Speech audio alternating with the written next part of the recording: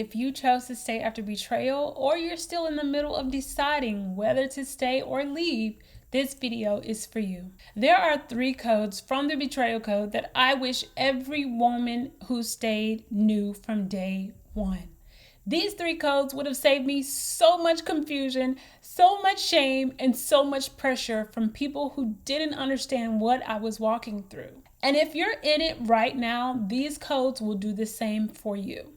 They're going to remove the shame. They're going to clarify the confusion, and they're going to give you permission to protect yourself while you heal. The Betrayal Code is a resource I created with 150 plus biblical codes for women navigating after betrayal. It's organized by what you're walking through, your triggers, forgiveness, trust, identity, warfare, reconciliation, all of it. And today I'm sharing the 3 codes I think every woman who stayed needs to know. Let's get into it. The first code is code 306. Trust is rebuilt, not reset law. Here's what it says. Trust does not automatically return because forgiveness is offered. Let me say that again. Trust does not automatically return just because you forgave him. Here's what this protects you from. Pressure to go back to normal. How many times have you heard this? You forgave him, so now you need to trust him again. You said you were staying, so stop bringing up the past. Or maybe you heard, if you really forgave him, you wouldn't still be questioning him. And you start to feel like there's something wrong with you because you can't just flip a switch and trust again. But here's the truth. There is no switch. Luke chapter 16 and 10 says, one who is faithful in very little is also faithful in much. Trust is earned incrementally, brick by brick, day by day, through sustained, consistent, faithful behavior over time. There's no prayer you can pray that suddenly makes you trust again. There's no decision you can make that resets everything back to how it was before, because it's not the same. It can't be the same. Trust was broken. Now it has to be rebuilt. And rebuilding takes time. It takes transparency. It takes consistency. It takes him proving over and over again that he's different now. Here's the application from code 306. There is no reset button, but there is rebuilding. So if you're being pressured to just trust him again, you're allowed to say, I want to trust again, but trust is rebuilt through consistency, not promises. I need to see the changes sustained over time. That's not punishment. That's not withholding. That's not being unforgiving. That's wisdom. That's protection. That's you honoring what your nervous system needs, which is proof, not promises. And anyone who tells you that you should just trust him again without him earning it back doesn't understand how trauma works and doesn't understand how trust works. So give yourself permission to take the time you need. Give yourself permission to require proof. Give yourself permission to say, I'm not there yet, and that's okay. Trust is rebuilt, not reset. The second code is code 029. God does not ask you to betray yourself to stay married. This one is so important.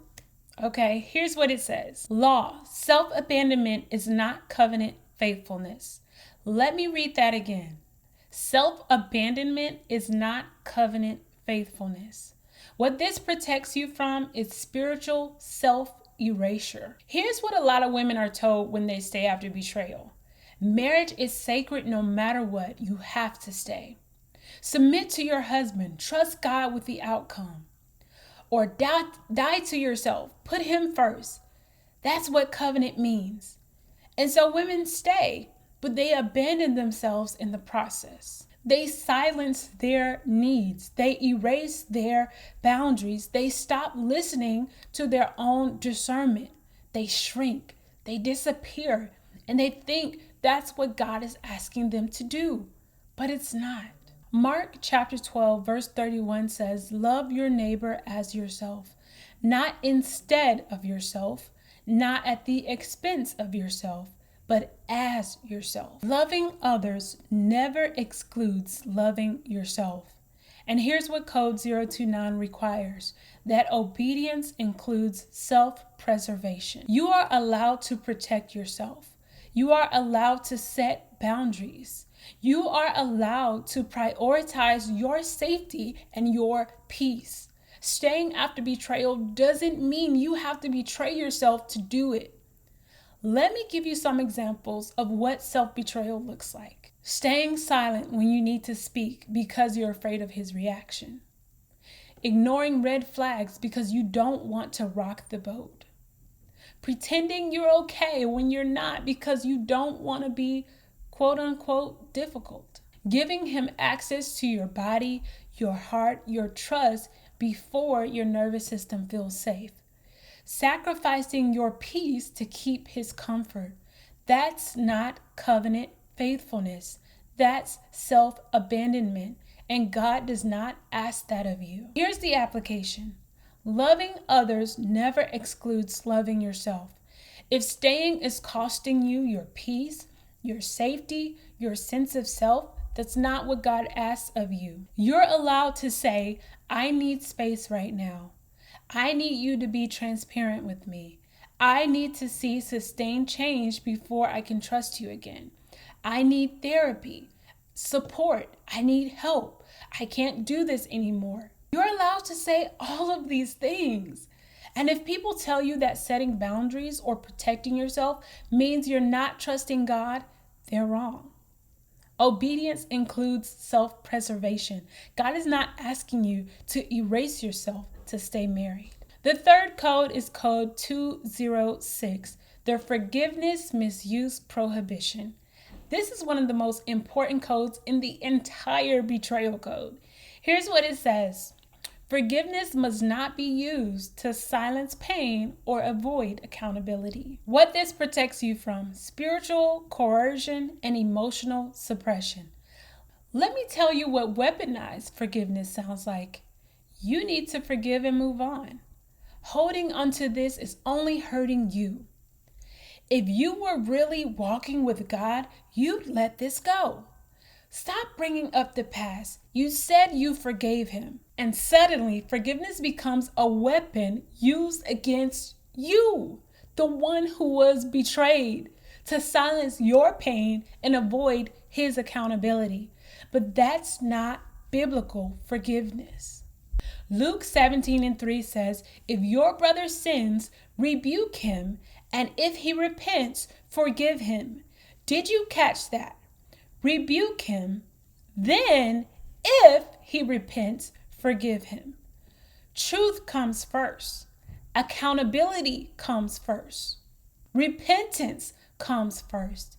Then forgiveness. Forgiveness is not a bypass. It's not a shortcut. It's not a way to erase what happened and pretend everything is fine. Here's what Code 206 requires: that forgiveness be practiced in truth, not denial. And here's the application. Forgiveness that erases harm is not biblical. It is distortion. So if someone is pressuring you to forgive quickly, ask yourself, are they asking me to forgive, or are they asking me to be silent? Because those are two very different things. Forgiveness releases the debt, but it doesn't erase the harm.